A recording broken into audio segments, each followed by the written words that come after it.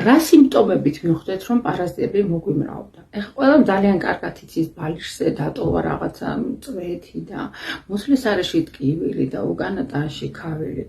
ეს ძალიან ბანალურია. თუნდაც ის, რომ დავუშვათ დაბალი ჰემოგლობინი. შეიძლება მწოვარა პარაზიტის ბრალი იყოს და აქედან ენერგიობაც მოვა და დაბალი იმუნიტეტის მოვა და ეს ხო ბედურება თუ ეს პარაზიტი მათ შორის მაგალითად ასკარიდა არის, რომელსაც დღეში 40 მილილიტრი სისხლის სმა უყვარს და თითო დაყრაზე შეუძლებს 50,000 კვერცხი დადოს და გეტყვით, რომ ესეთი ინტოქსიკაციის გამოწვევა შეუძლია, როგორიც არის თუნდაც ეპილეფსიური შეტევები.